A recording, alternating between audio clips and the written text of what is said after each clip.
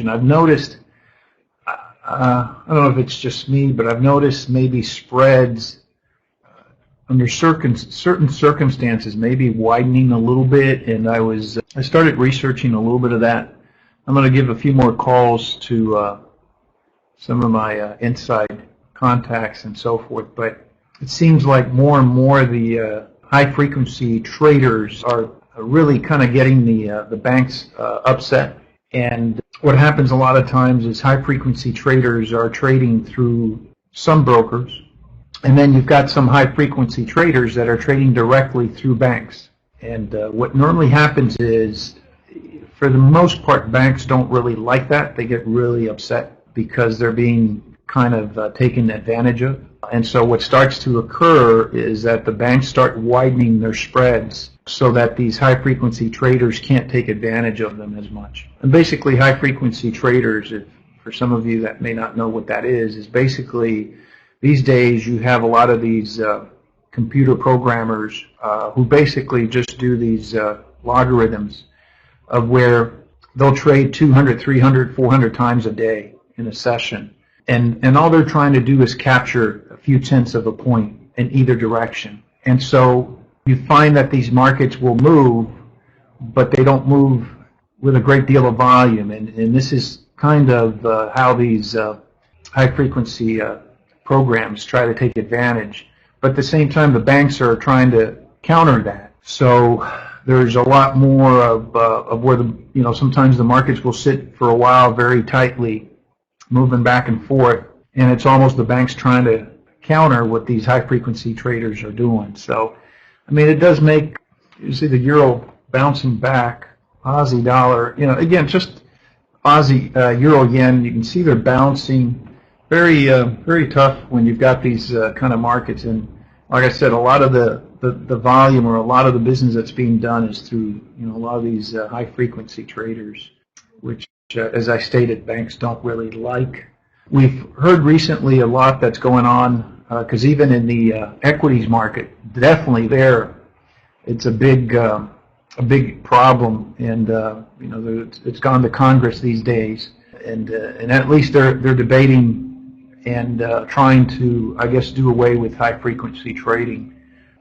Overall, like anything in life, when something new comes in and it kind of challenges the establishment, it does always create those who will want to fight it, and it all depends, who has more power to either allow for the continuation of it or to seize it. I have to say that when you have computer systems these days really controlling a lot of the decisions that are done, it is a scary thing. I mean, let's face it. I mean, there's been all kinds of movies done of where computers kind of go crazy and eventually take over the world, right? And not necessarily that these computers have a mind of their own and will do so, but what they do have are bugs. Every computer software normally has some kind of bug that at one time or another probably, an outcome has not really been thought of and can create a lot of havoc. And so, we saw a few years ago when we had that big spike in the equities and across the board, 1,000-point spike or something. That was created by really a computer glitch. Although they kept trying to blame it on somebody pushing the wrong button, in a nutshell, what happened was once the occurrence took momentum, it just started activating a lot of these different computer logarithms, and we had the occurrence of over 1,000-point spike. That's really the kind of danger that we're in these days, where if, you've got, in general, people working things. Not that we can't get a big move, just like we had back in '87 when we had that big Black Monday, or was it Black Friday? Well, either way. But, that was being run by people. So, that wasn't computer generated.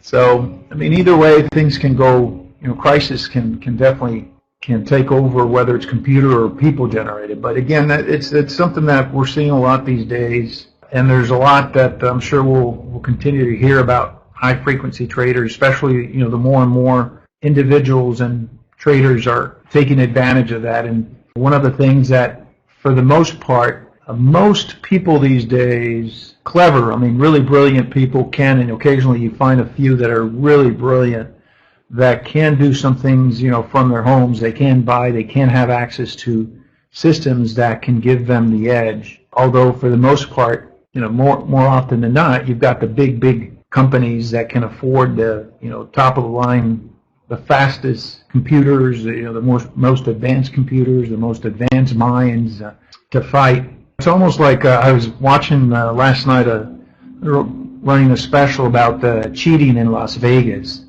and some of the top cheaters there. And you always find some people, man, that are extremely, really, really good. But for the most part, at least everyone that gets caught, you find that you always ask, well, why? Why, if you did so well, why do you get caught? I mean, one guy there, for almost 20 years or so. I mean, he got caught once, and he kept going, and then eventually he got caught again. But the guy kind of took the secret to the grave. He passed away in 2010, but he wouldn't share his secret of how he did a lot of what he did. But, he still got caught. And the guy, they estimated he took Vegas for about $16 million in this, overall span of cheating the slot machines.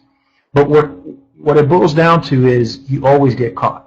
At least the majority of the guys get caught, and they get caught more often because they never know when to quit.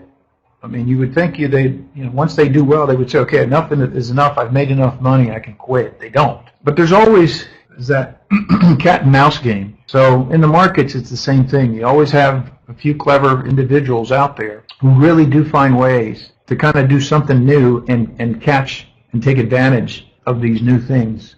I would say that for the most part, those who are really good at it really never go out and make it available to the masses. I mean, they do guard their secrets and stuff. I do know of an acquaintance that actually the guy is a mathematician and started his own Forex thing, and that's what he does these days, just high-frequency trading. He kind of sets his computer on and lets it run and just sits there and monitors all day just to make sure that it doesn't go crazy on him. But and by the way, for the most part, the only difference is he just sits there and monitors the thing. He still watches the computer all day. It's not like he doesn't watch the computer. So it's not like you really can just set and forget. I mean, you do have to monitor it, which is when you hear a lot of people say, oh, you can just set and forget. Well, it's not really. You do have to sit there and monitor it. I mean, if you're going to be smart about what you're doing, or unless you've got a certain amount of money that you don't really care, you just put it at risk, and it's a certain amount of money, you say, well, if I lose it's not a big deal. But if you're trading, as I know in this case, they're trading with a lot of money, and by the way, they're doing it, which again, they're cutting brokers out, so they're trading directly through, they become a liquidity provider. When you become a liquidity provider, by the way, you don't get the kind of margins that retail traders do. Now, here in the States, we don't get a lot of really great margins these days, leverage. We're only at 50 to 1. If you're trading outside the country, you have as much as sometimes 400 to 1. But when you're trading in high frequency and you're a liquidity provider, because again, you really want to compete with those tight spreads. You find that that your leverage is about at a max about 4 to 1. So you really have to lay on a lot of money. It's not like you can trade with a small account. You do need a large account so that you can utilize that, and almost all of it gets used. So if you're sitting with $1 million, and you're trying to trade X amount of lots, I mean, literally. You almost use all your margin or all your money, because again the leverage is very, very minimal that you're allowed to use. But I was looking at the results they get, this specific individual, and for the most part, we do a lot less trading. We put in a lot less hours, and percentage-wise, we can outdo what they do. The only difference is, again, they're working with a lot more money, so in dollars and cents they do make more, but it does require a lot of time. It does require a lot of trades, and it's still, it's not like the edge of, set and forget as a lot of times you see some of these systems that are automatic that are presented to you, that in the retail world, when you do a set and forget, you're working with small accounts. You normally find these are very small accounts. You don't work with large accounts where you set and forget.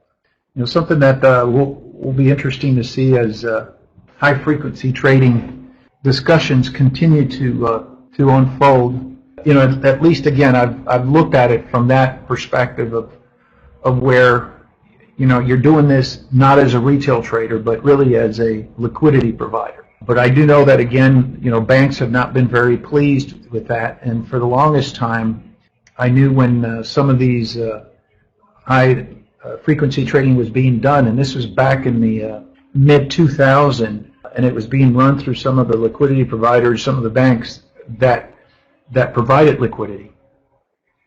One of them actually is Knight. I don't know if you guys recall Knight, the one that had that big issue where they lost about $500 million in a morning, because they had a computer glitch. Talking about computer glitches, there's an example.